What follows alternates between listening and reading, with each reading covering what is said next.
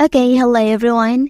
Here I want to provide a tutorial on how to turn off instant answer in DuckDuckGo app on an Android device. Well, knowing how to turn off instant answer in DuckDuckGo can be helpful if you prefer a more traditional search experience without the additional context provided by instant answers. So, disabling instant answers allows you to focus solely on the search result and may be preferred by users who prefer a simple interface or who want to avoid distraction while browsing. So let's go to the tutorial.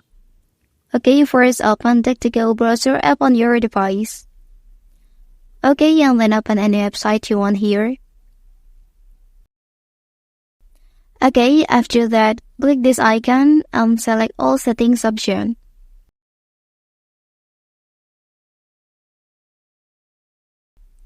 Okay, after that you can look for instant answers here, and then turn this toggle off.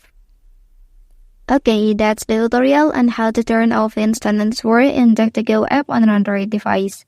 If you are helped by this video, don't forget to like and subscribe to get other information from this channel. Thank you.